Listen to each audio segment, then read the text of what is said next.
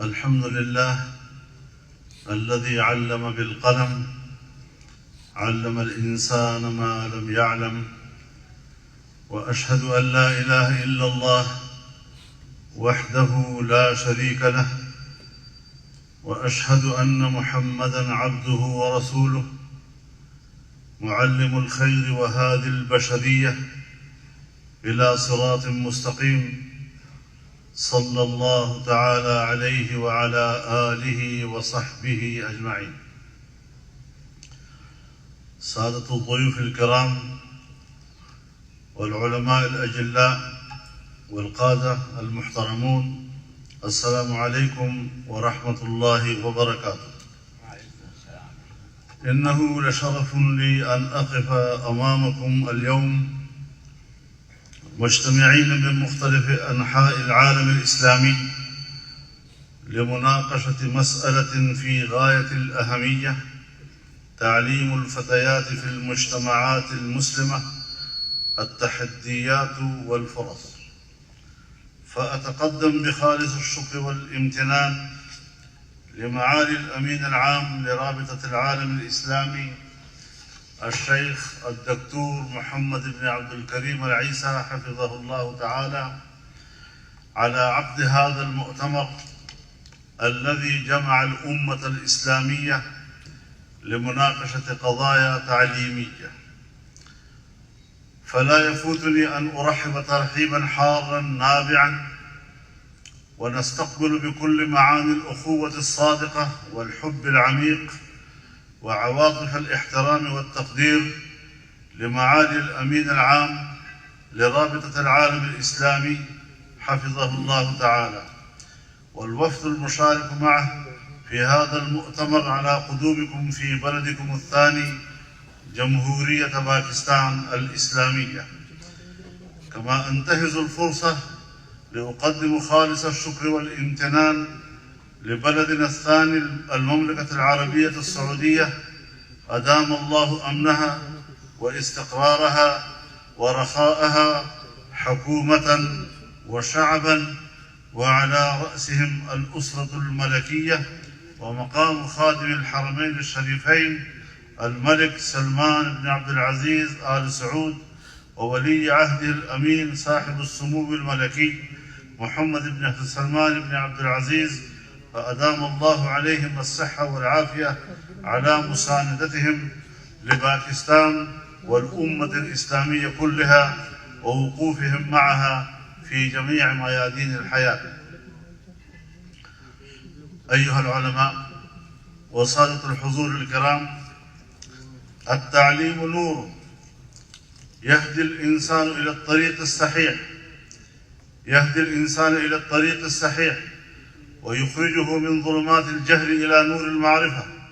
إنه مفتاح التطور والازدهار في كل مجتمع، لذا جعل الإسلام العلم ركنا أساسيا لنهضة الإنسان، ويتضح ذلك من أول ما نزل على النبي صلى الله عليه وسلم من الوحي، حيث قال الله تعالى: بسم الله الرحمن الرحيم، اقرأ باسم ربك الذي خلق، خلق الإنسان من علق، اقرأ وربك الأكرم، الذي علم بالقلم، علم الإنسان ما لم يعلم.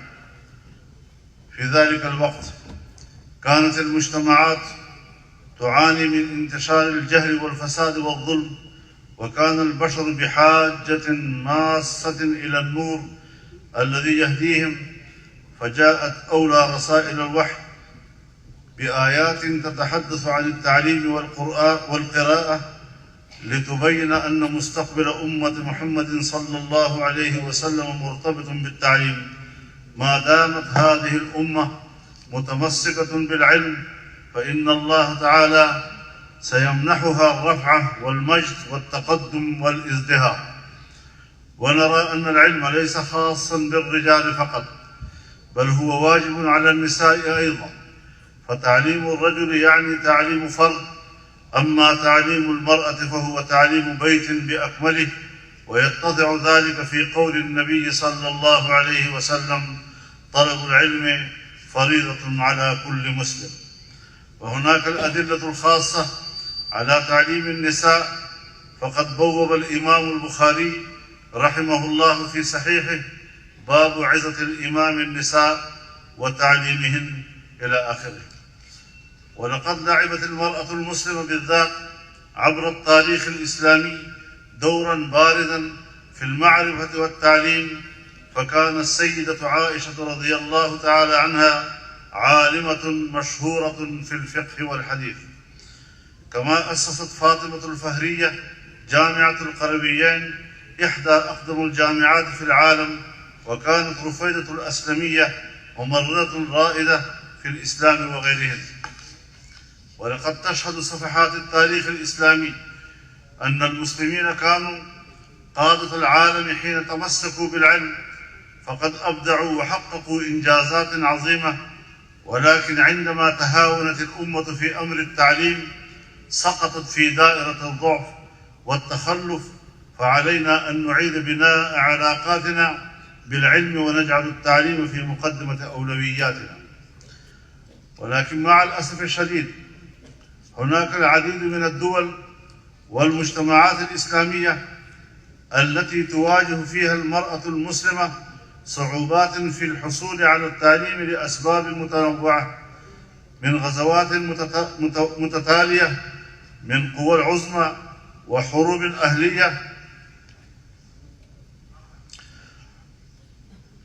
أهلية مع اختلاف الثقافات ونقص الموارد، وهي في طور بناء دولة وتأسيس مجتمع، فلا بد من دعمها والجلوس إلى أهل العلم والرأي والحل والعقل فيها والحوار معهم لفهم ظروفهم منهم لا عنهم، ومد يد العون والدعم للمضي بهم في سبيل الفلاح والازدهار، خاصة فيما يخص بتعليم النساء.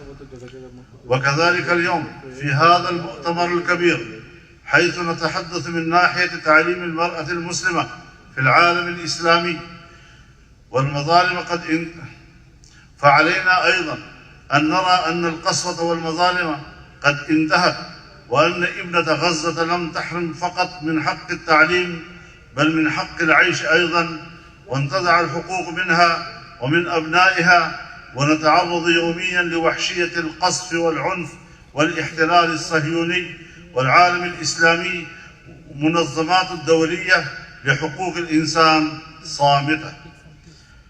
وفي هذا الصدد يجب على هذا المؤتمر العظيم أن يصدر قرارا قويا وواضحا يظهر لهؤلاء المظلومين أن الأمة الإسلامية تقف خلفهم سندا ودعما لهم، كما قال الله تعالى: تعاونوا على البر والتقوى ولا تعاونوا على الإثم والعدوان. وقال النبي صلى الله عليه وسلم: المسلم أخو المسلم لا يظلمه ولا يسلمه.